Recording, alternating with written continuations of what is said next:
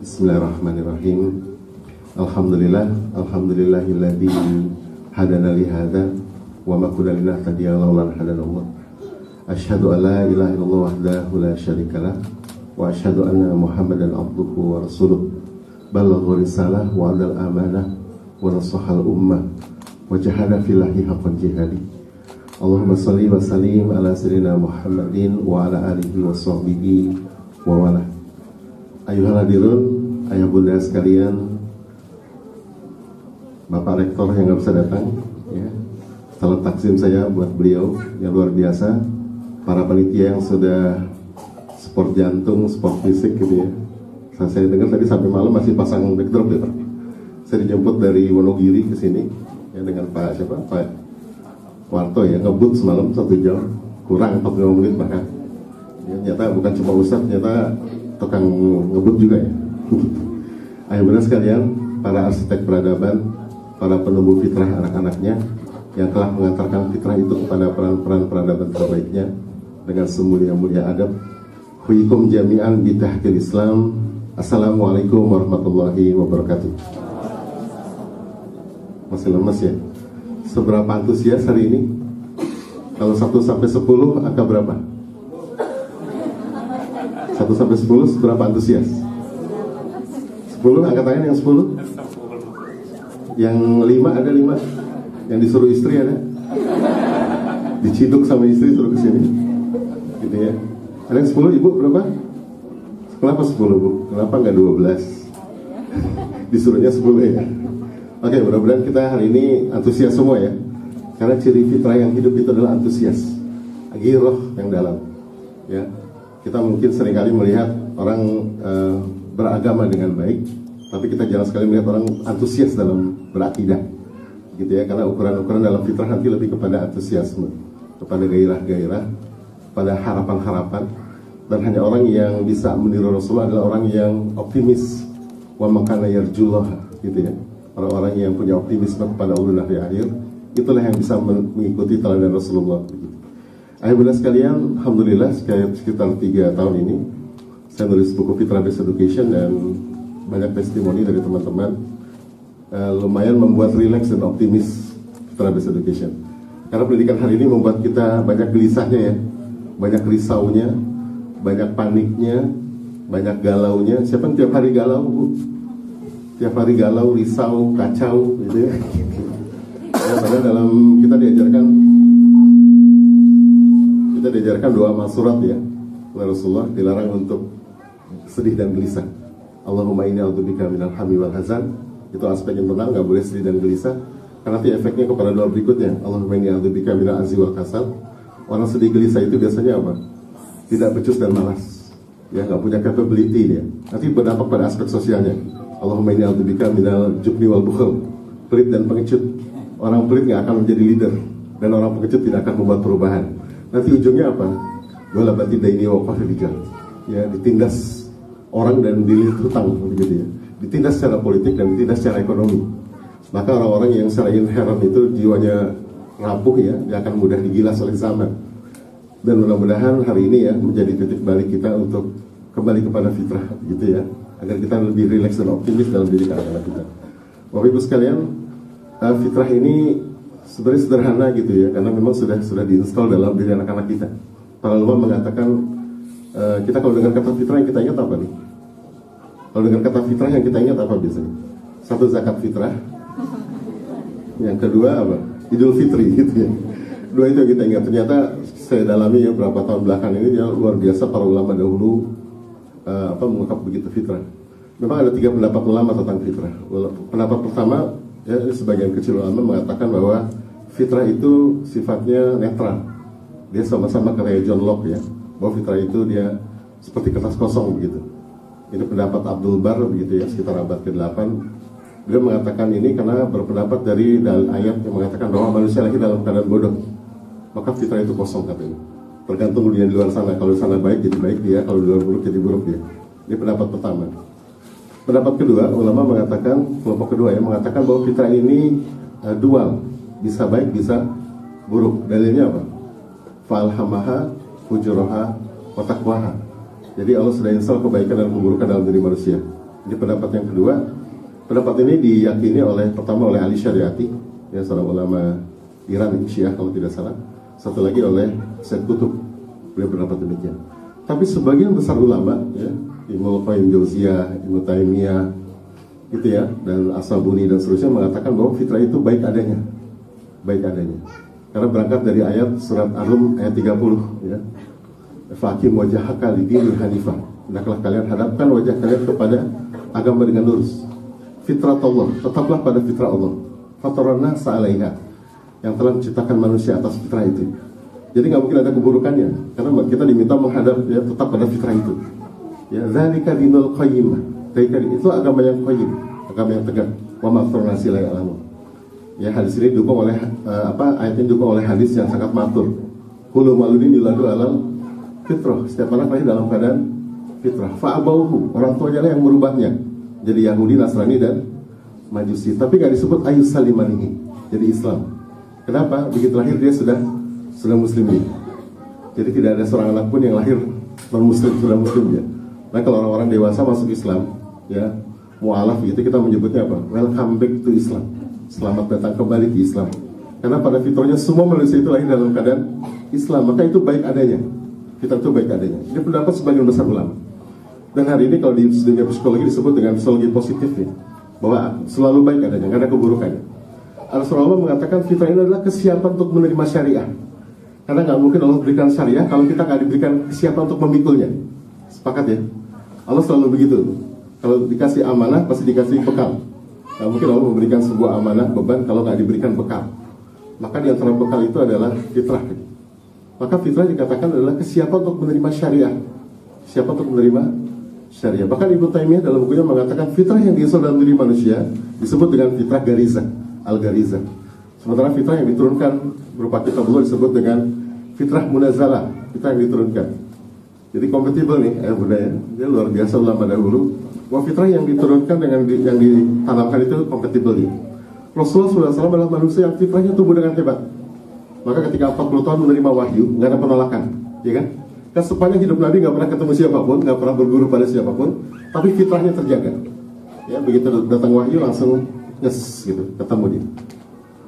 Begitu ya. Jadi fitrah adalah kesiapan menerima syariah. Apa buktinya misalnya? Ada yang tanya gitu. Buktinya apa bahwa fitrah itu kompatibel dengan syariah? Contoh sederhana misalnya. Hari ini orang tua mengeluh anaknya susah bangun sholat subuh. Ya. Anak 9 tahun, 10 tahun masih disuruh bangun sholat subuh, susah begitu ya. Padahal ayah bunda, kalau secara syariah diperintahkan sholat subuh, ternyata secara fitrah semua bayi suka bangun subuh. Sepakat? Ada yang pernah punya bayi? Bangun subuh bu? Jam 3 bangun, jam 4 bangun ya. Yang suruh tidur lagi siapa? Ibunya. Itu dia, anak masih gelap. Itu ya. Jadi Allah sudah install itu kemampuan bangun subuh. Saya bilang sama teman-teman, bikin gerakan bangun subuh, udah Allah udah kasih itu gitu. Kita aja ngacak-ngacak begitu. Jadi udah dikasih. Apalagi misalnya kebersihan gitu ya. Semua bayi itu anti najis, ya kan? Hari orang tua mengeluh kata anaknya kalau pipis nggak anti najis. Padahal semua bayi anti najis. Kalau badannya basah dia nangis, minta ganti. Sepakat? Kalau pipis nangis, minta ganti. Siapa yang mengajarkan itu?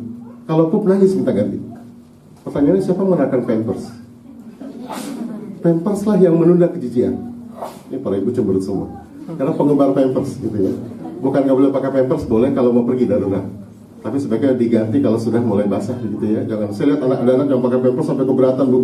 Jangan didiemin begitu ya. Itu jangan-jangan penyebab kanker serviks ya, kanker dan seterusnya begitu. Karena secara fitrah itu jijik aja sudah diinstal begitu, rasa jijik itu. Dahsyat, nggak ada sekolahnya tuh. Itu baru bicara fitrah fisik. Apalagi misalnya hari ini orang tua mengeluh anaknya mager atau mager, malas gerak. Padahal semua bayi suka gerak. Semua anak balita suka gerak. Nggak ada anak balita yang nggak suka gerak. Sepakat? Mereka mutaharik, ya, dinamis mereka, progresif mereka. Nggak ada yang bisa diam. Pantatnya kayak ada penggorengan begitu. Wow, gitu kan? Dahsyat mereka. Ya kalau jadi aktivis dakwah tuh keren banget. Ya, tapi ketika kecil apa? Siapa yang nyuruh mereka diam? Orang tuanya. Dikasih gadget, dikasih TV kan? Sini duduk diam, cubit. Pendiam selamanya. Yes, 15 tahun pendiam, usia 25 tahun pendiam. Nanti usia 40 tahun bandel lagi. Biasanya begitu kan? Anak-anak yang dicerabut masa anak-anaknya, kan kita temukan orang dewasa yang kekanak-kanakan. Anak-anak yang dicabut hak masa anak-anaknya, kita akan temukan orang dewasa yang tidak menunaikan kewajiban masa dewasanya. Sepakat? Ibu punya suami bu, kalau sakit rewel banget, lebih rewel dari bayi bu. Nah itu, masa kecilnya kurang bahagia. Fitrahnya nggak tumbuh waktu kecil gitu. Ada hak-hak yang dicabut ketika dia anak-anak gitu. Nanti meletusnya ketika dewasa dia. Jadi banyak fitrah yang nanti nggak tumbuh. Orang sebutnya inner child gitu ya, macam-macam istilahnya. Sebenarnya fitrahnya nggak tumbuh. Fitrah-fitrah yang nggak tumbuh inilah kemudian menjadi masalah ketika besar nanti. Ya, ada Bunda, kita sering para ibu mengeluh katanya para suami ini malas kalau diajak didik anak gitu ya. Ibu, suami saya tuh susah banget diajak parenting gitu. Ini alhamdulillah masih banyak ayahnya ya. Biasanya kalau parenting tuh ibu-ibu semua begitu. Ayah sedikit gitu ya. Ya, para ayah ini biasa malas diajak parenting. Kenapa? Ayah-ayah yang tidak mau terlibat didik anak adalah ayah yang nggak selesai dengan dirinya. Ayah yang tidak pernah bahagia dengan dirinya.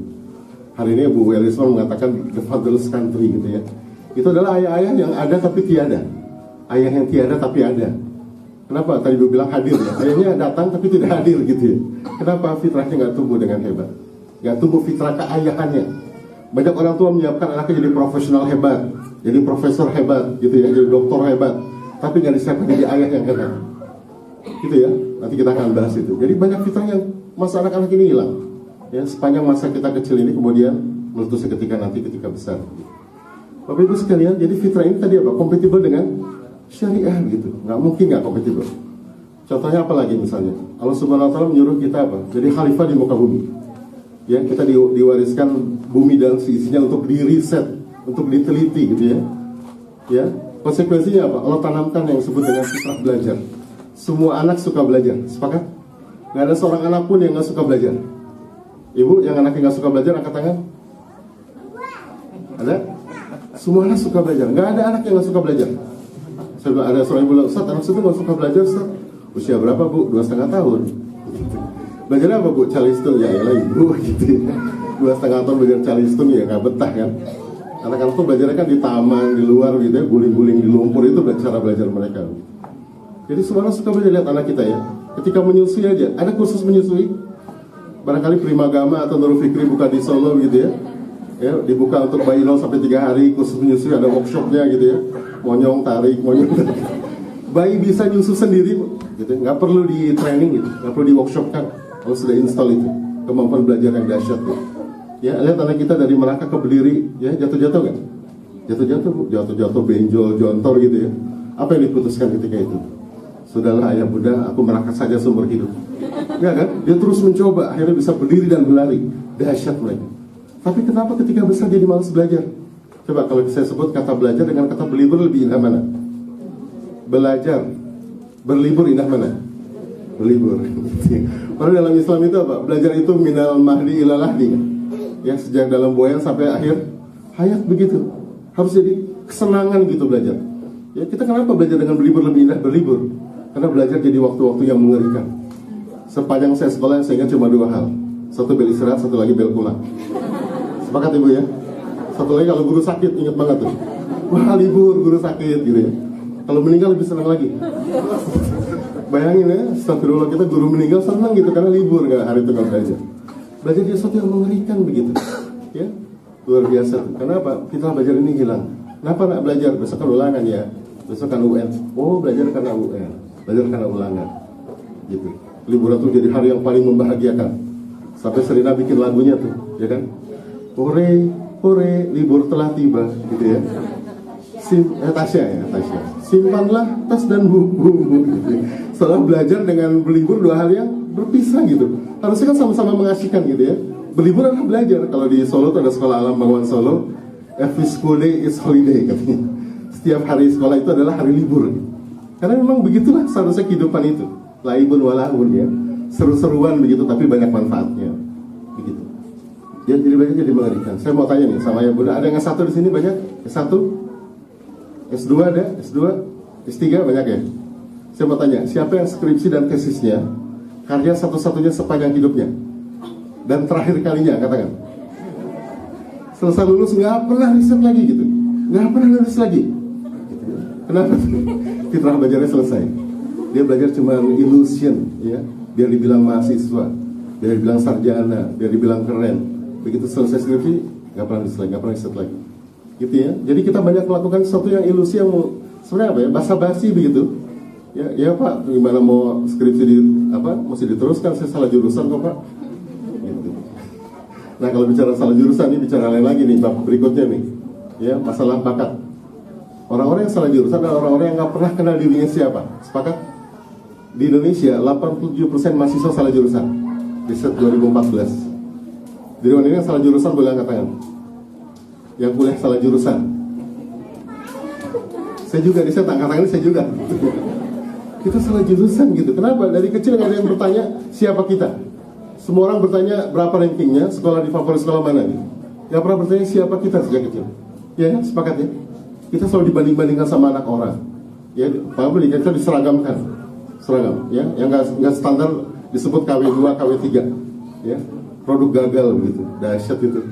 Ya, mana ada namanya pendidikan itu anak-anak diseragamkan semua. Ya karena setiap anak itu unik kayak bunda ya.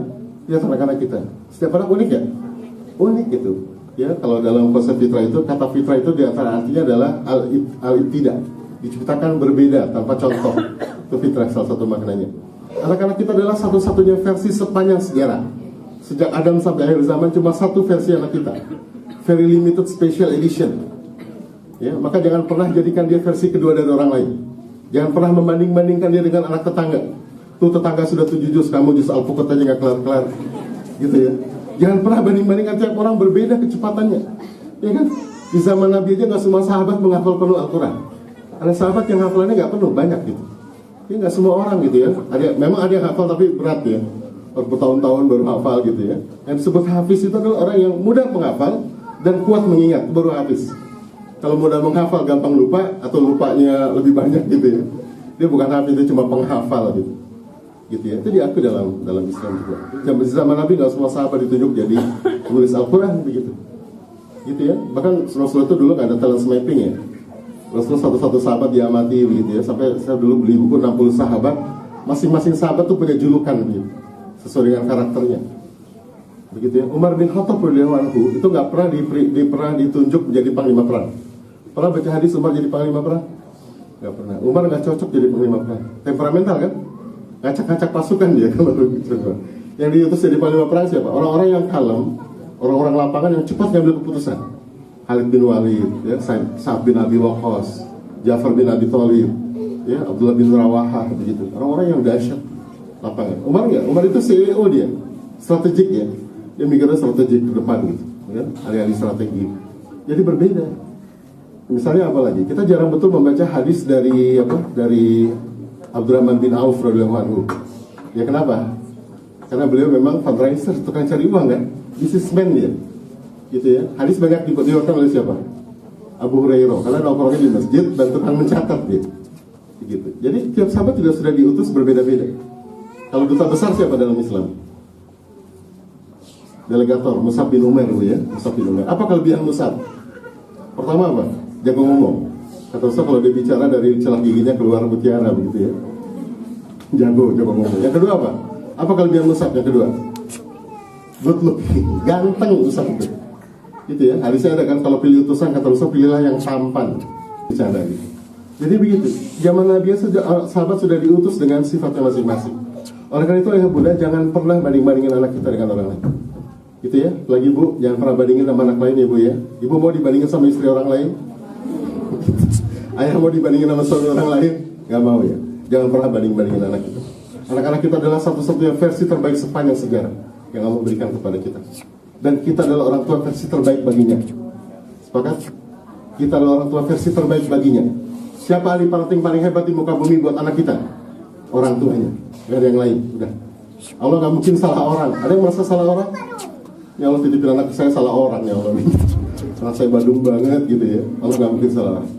Ya, tiap anak itu unik sesuai dengan sifat masing-masing.